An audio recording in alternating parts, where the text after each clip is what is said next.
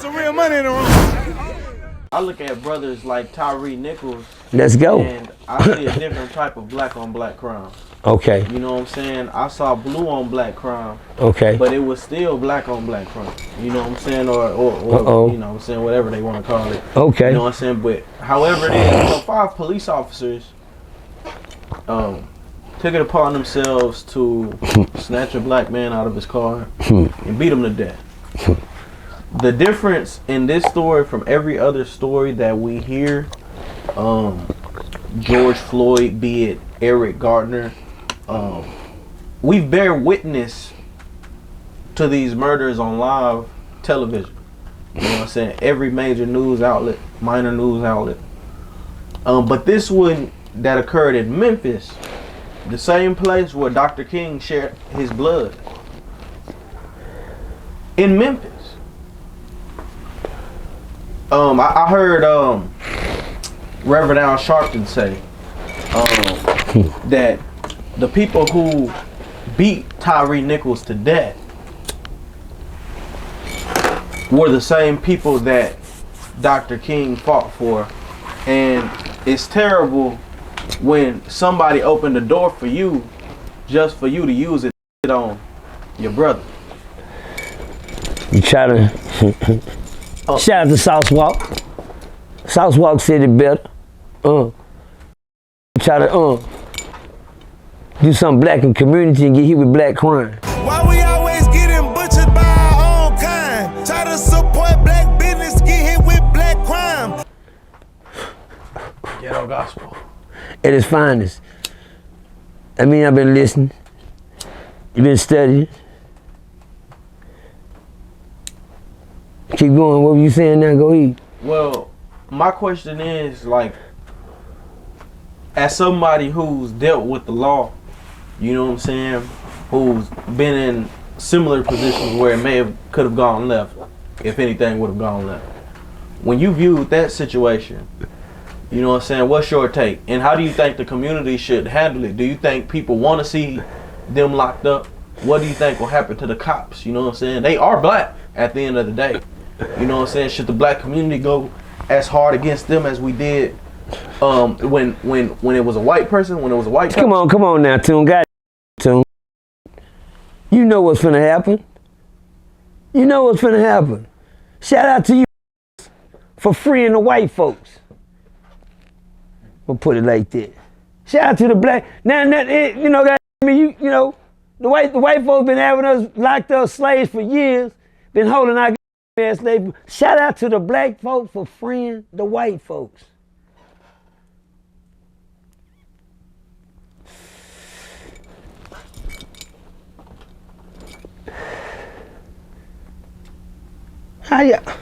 We had our foot on their neck.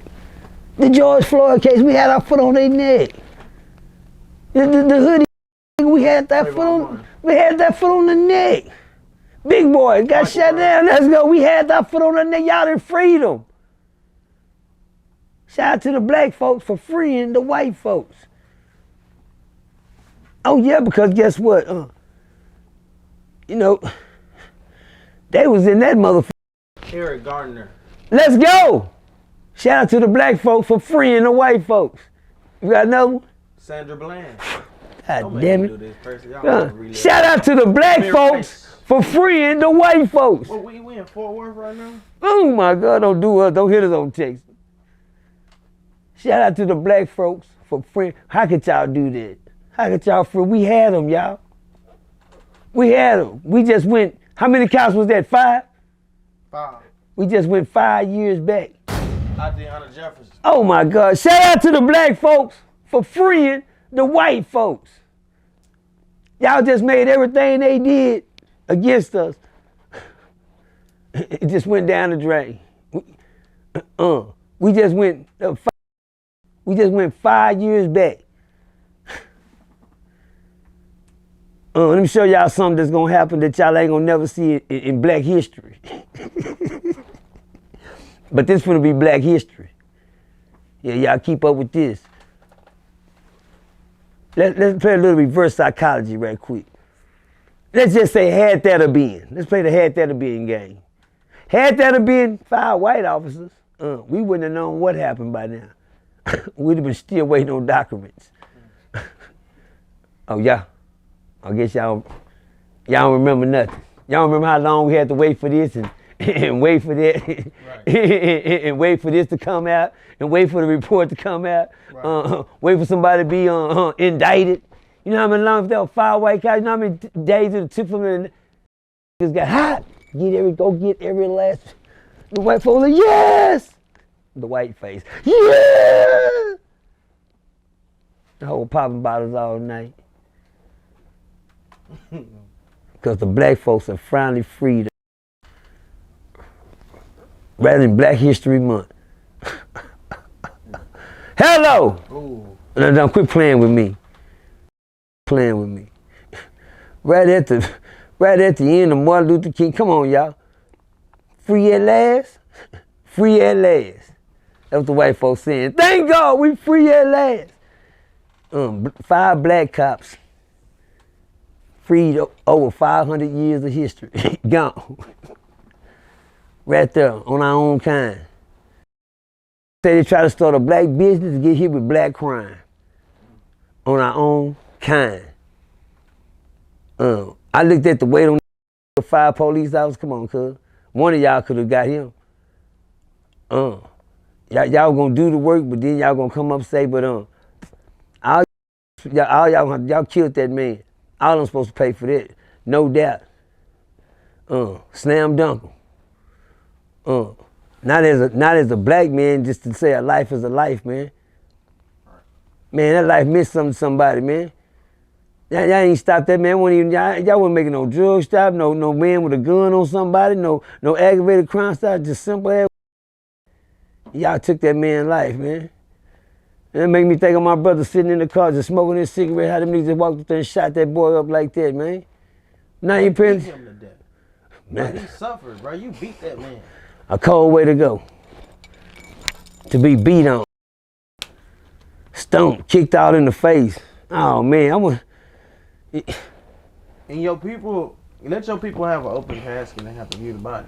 You know what I'm saying? Now we gonna do that. They need to see all of that. They need to pull the MTL on him. Leave that coffin open, pull the MTL. They need to see everything that he did, man. They should have did that with J-Dub. That was a closed casket. Oh, J-Dub had the closed casket? He had a closed casket. Because of the work? You know what I'm saying? He got hit right between his eyes. Nobody wants to look at their son like that. Oh man, that takes a brave individual to go walk by and recognize. Like, is Tales from a crib. Yeah. My partner got his brain blowed out. R.I.P. to my homeboy Sunshine, man. His real name was Charles Washington, man. Grew up in the East. My partner, ever since we were kids, he was accused of a murder that went down. I'm not gonna say no name on it, but he got accused of a murder. When the murder back then, when murder worth was murder worth, when you murdered, you got murdered. Okay, I'm gonna let y'all rewind that. Then when they call this funky town, because all the bodies left around, that's what goes around comes around. Did y'all catch that?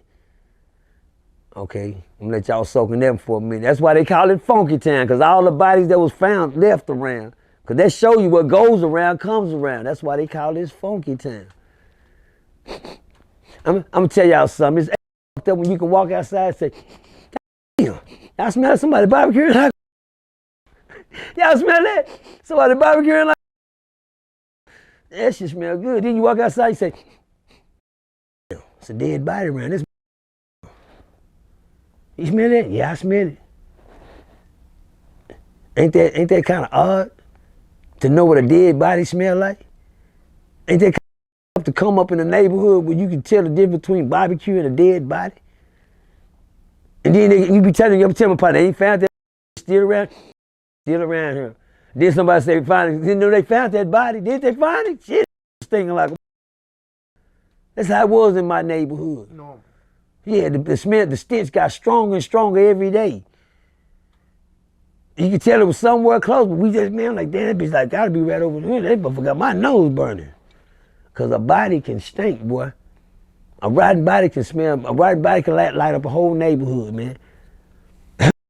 fire when it gets to rotting out on you and it still ain't been taken care of. To come outside your house, man, the smell of body is unusual for children, man. To come up in the neighborhood, to be a child, to wake up and come outside and know the difference between nice smelling roses and flowers to know what a dead body smell like. That's insane for a child to have to go through. It's insane for a child to say, you want to see a dead body? I guess y'all thought the movie, what was that, Friday After Next, or what was that, Minister Society? Boys in the Hood. With Boys in the Hood, when the guy said, hey, come on, y'all want to see a dead body? Look at it with you. That's insane. It's like seeing a dog in the road to get ran over. You see it, but you keep going. You know? And we just see that all the time. Dead dogs in the street. God damn, when they gonna come dog past, someone gonna pick this motherfucker up. That's the same thing it was in my neighborhood. When you wake up, when somebody gonna get this goddamn dead body up, man. That motherfucker stink. That's somebody's child laying right there. That's somebody's relative, daddy, mama, sister, somebody.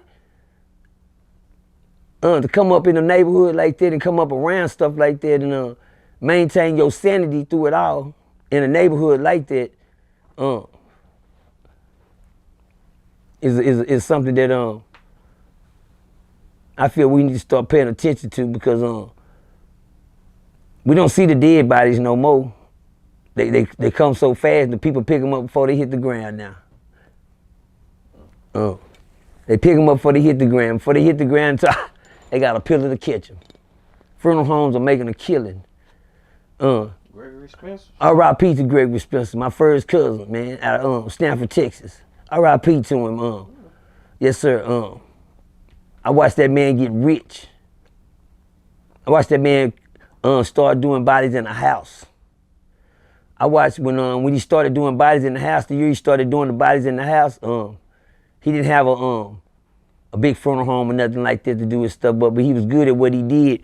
In his little house, he turned it into a funeral home, and he started doing bodies in the house. At the time he started doing bodies in the house, gang banging came in style. Gang banging made that man rich and famous. Gang banging took that man from a how can I see it? A house funeral home to having two funeral homes, one in Dallas and one in Fort Worth, Texas.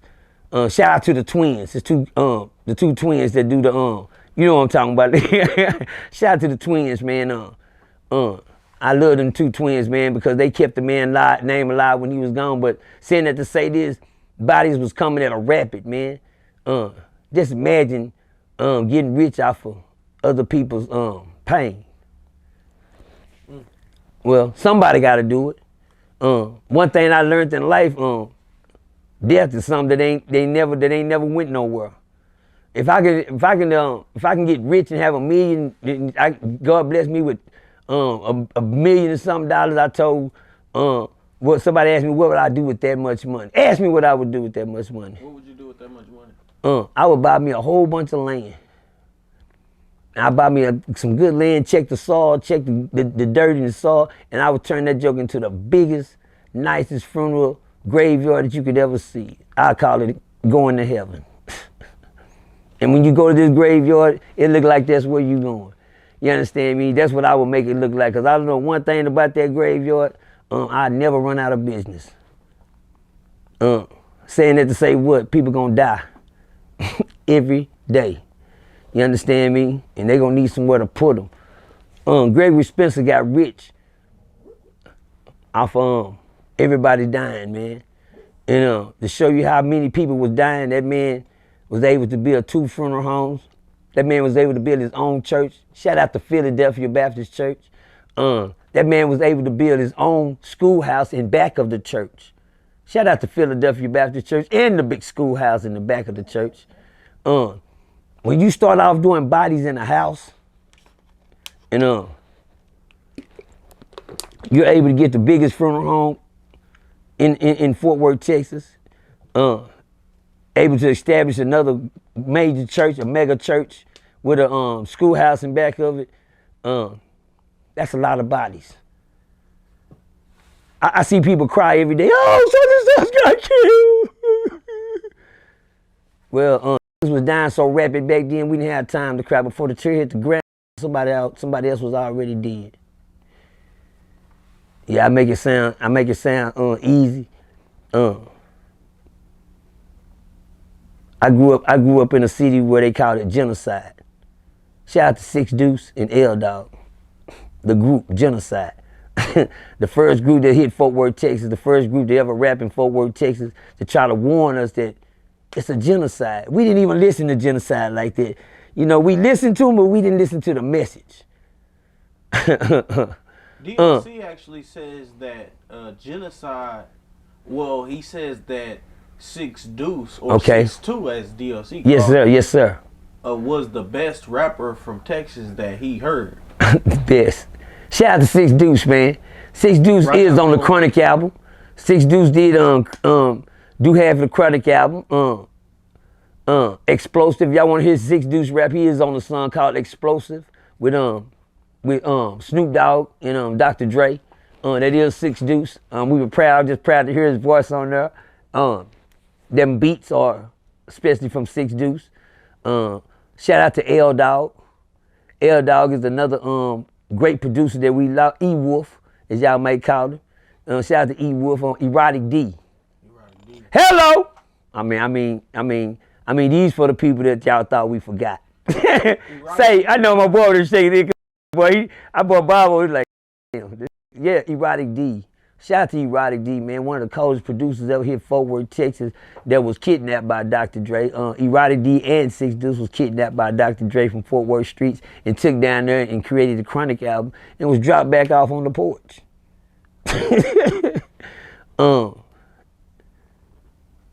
With no recognition. With no recognition. With nobody knowing, everybody shaking their head and jamming to the beat around the world and don't know where that shit came from. Shout out to Erotic D, man. Yeah, OG Percy kept up, man. I am a historian when it comes down to our culture of music and folk work. From when it very started, you know, the very first rap group, you know, when they first came out, which was Genocide. You know, which was more rappers before them. We had PKO, Ports and Gangsters. We had all type of whoever I was gonna say Ports. I had Ports and Gangsters, PKO. Shout out to Pinhead, the homie Pinhead Williams Strout way back in the days. You know, we had good rappers back then. Nino, Pig, you know, Audio Assault Squad. We had our LODGs, the OBGs. There's a lot of rap groups, but Genocide was the message. They did an album called Waste of Color. That's to keep us alive, to wake us up. Man, we wasting our color. Just a waste of color. We just a waste of color, man. Did y'all hear the strength in that? Back then, nobody listened to that. Everybody ignored it, but Percy did. I listened to what them boys said, you know, the genocide that was going on. That's why our group is called Genocide. A whole culture of black men gone. I know Supreme, people that's still alive in these days and times could go back in their dictionary and say, well, that is a lot of people. I mean, your dictionary, not mine. Forget who I know. Think about the people you know. Forget my black box. What about your black box? You got a black box full. People really don't pay attention, but during them times, that was a genocide, man. Man, I'm watching people go, man, don't supposed to be gone yet, man. I'm saying to myself, it's 2023, I wonder if that, boy, I wonder if such and such was here now. You know, but to see it happen again, you know, come back around, I say I've lived this long to see gangbanging come, gangbanging go, and gangbanging come back around. That's a lot of living. This time when it come around, I'm just gonna watch it go around. You hear me? Hey, Now I'm not in the circle no more. I'm out of 360, man. I'm not the circle no more. I can't participate. I've been charged up. I've been I was told that I abandoned the Crips. I didn't never know we was together. I'm just saying though, I know it. I didn't never know we was together because as far as me coming up, I ain't seen too many Bloods kill a Crip in years. I ain't seen Crips killing Crips for the last few years. I guess I gotta rewind that. I said I didn't know we was together. Didn't nobody tell me about the truce amongst each other. Not as black men, amongst each other. We supposed to be a gang, but every time I hear a killing, it's always a... Y'all figure it out. Even in Cali, the Crips kill more Crips than Bloods. I mean, words to loyalty. I told people, when they asked me about gang banging, I said it's sad that I signed my own death certificate at a young age and didn't know it. But now that I know what I've done, I'm gonna tell you, hey, don't sign that paper. Don't sign that. I'm getting charged up for telling people not to sign the paper. What you mean, what paper? Don't join that. Don't sign, don't put your signature on there. You signing your life away. You signing your life away. I'm ready to tell you that. Ask me how I know. How you know? Because I done it. Here I am, 53 years old, down the line, and all I can do is tell it. I done it. I signed that piece of paper. I signed that piece of paper at 17, 18 years old. I didn't read the fine print. I was telling you to bring it to Lil Rodney. On J-Dub. Try to write a ball. Yeah. I got a tune over there thinking. I didn't read the fine print at the bottom. And at the fine print, it said death or jail. It's the part I missed out on. Hello! I got a on that one. I didn't read the fine print at the bottom. It said that's the part we don't never look at. I see everybody, every time they get their papers and they get out the door, first thing they do is say, hey, I'm free, I'm gone. And they run out the door. Nobody read the stipulations. Nobody read them. And when they get home, they just, hey, I'm free. And they throw their paper right there. And tomorrow they gone again. What happened? What I do? What I do? You didn't read the stipulations on your paper when you joined the gang? Yeah, right there it said death or jail. Well, put your hands behind your back. This is where you begin. And you're lucky to get that one. I got lucky. Everybody, all prison habits, I got lucky. I signed a contract that didn't even, I could have been hit the bottom line, which is death. You got jail or death, jail or death. When I sit in jail, I sit here and say, well, God, it's just like being in a closed casket. I'm just not dead. It's as close to death I can get alive. Not being able to move, it's like being in a coffin and can't get out. There's no room to move around. You got to walk around the cell. Nigga, you got 3 inches to turn around, sit on the toilet, get up or lay in your bunk.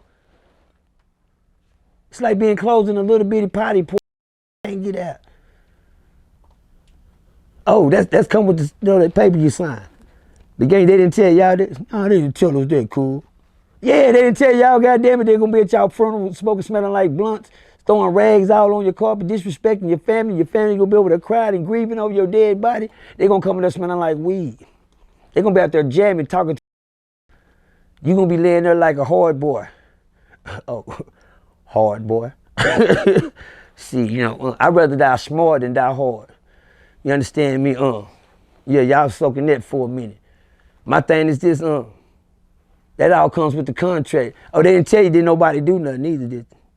They let you, oh, you down for, on the contract, yeah, cuz I'm gonna ride for my niggas, die for my niggas. They didn't tell you you died for them. Oh, you didn't read the fine print. And they didn't either, they threw it over there because you said you gonna ride for them, die for them, but you didn't find out when you died, they didn't ride. You just did. You mean didn't nobody do nothing? I bet half of you gangbangers, if y'all could come back alive right now and knew what you knew now, ask them what they signed that paper. Ask them if they thought about their side, what they did to him. They walked right there and they still a day. You gone. Ask to come back and tell y'all what was after this and say, cuz, you still gonna join? No. Now, because that's where they just come from. I know it. Papa.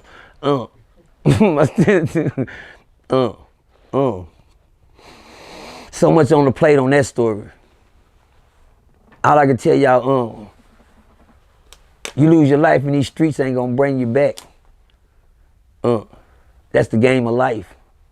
You can take from, or you can give back. In this game of life I done took from, now I'm giving back. I just thank God he didn't take my life. Everybody always asks me why I say it all the time. Because it's the coldest meaning in the world. I thank God I'm on top of the ground ain't on top of me. It don't get no realer than that in my life. We just buried one of my cousins this week and I watched him go fast. I watched him live long and go fast.